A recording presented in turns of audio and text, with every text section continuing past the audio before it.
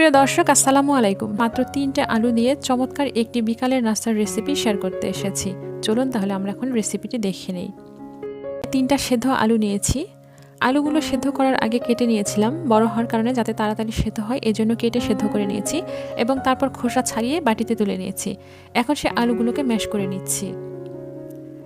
দর্শক, যদি আপনারা গরম গরম আলুটাকে ম্যাশ করতে চান তাহলে কিন্তু তাড়াতাড়ি হয়ে যাবে। আমার আলুগুলো কিন্তু ঠান্ডা হয়ে গিয়েছিল, তাই একটু সময় বেশি লাগছে।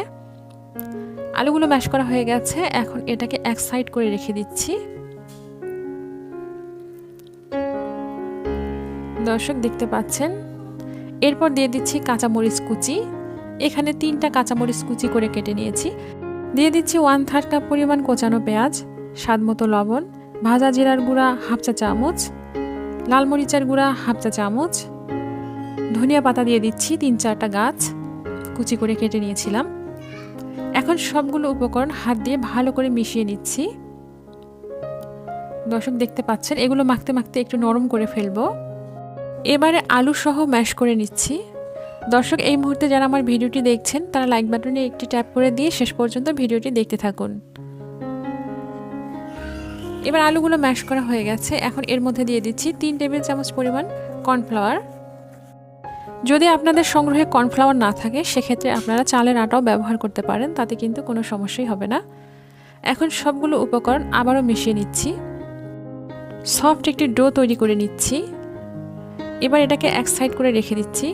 এবার একটি ডিম ভেঙে নিয়েছি, এটাকে কাঁটা চামচ দিয়ে ফেটিয়ে নিচ্ছি। এর মধ্যে দিয়ে দিচ্ছি 1 চিমটি পরিমাণ লবণ। আবার ডিমটাকে ভালো করে ফেটিয়ে নিচ্ছি। দর্শক দেখতে পাচ্ছেন, ডিমটা ফেটানো হয়ে গেছে। এবার এটাকে একটা সাইড করে রেখে দিচ্ছি। এখন আলুর যে ডোটা তৈরি করেছি সেটাতে শেপ দিয়ে নিচ্ছি। হাতে একটু করে নিয়ে এটাকে গোল গোল করে তারপর চেপে একটু লম্বা করছি। আপনারা চাইলে যে কোনো আকৃতি দিতে পারেন, গোল অথবা লম্বা অথবা চ্যাপ্টা যে কোনো রকমই দিতে পারেন। আমি একটু লম্বা করে আবার চেপে চ্যাপ্টা করে দিচ্ছি। দর্শক দেখতে পাচ্ছেন,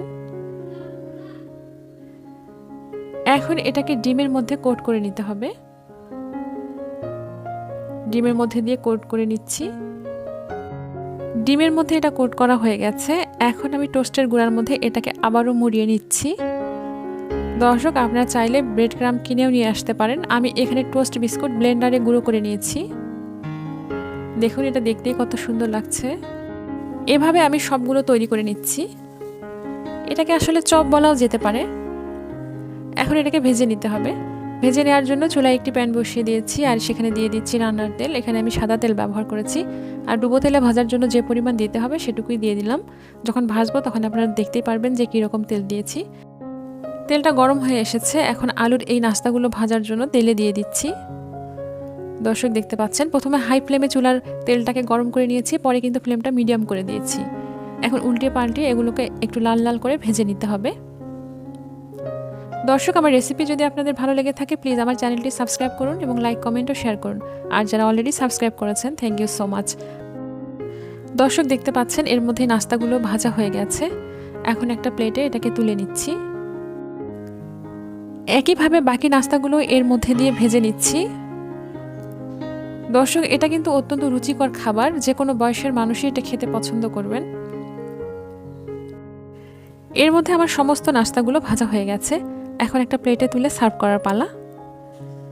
দর্শক দেখতে পাচ্ছেন, একটা ভেঙে দেখাচ্ছি। বাইরে কত সুন্দর মুসমুসে লেয়ার তৈরি হয়েছে আর ভেতর থেকে অত্যন্ত নরম। আশা করি আমার রেসিপিটি আপনাদের ভালো লেগেছে। আবার আসবো নতুন কোনো রেসিপি নিয়ে ইনশাআল্লাহ। সুস্থ থাকুন, নিরাপদে থাকুন। এতক্ষণ সাথে থাকার জন্য ধন্যবাদ। আল্লাহ হাফেজ।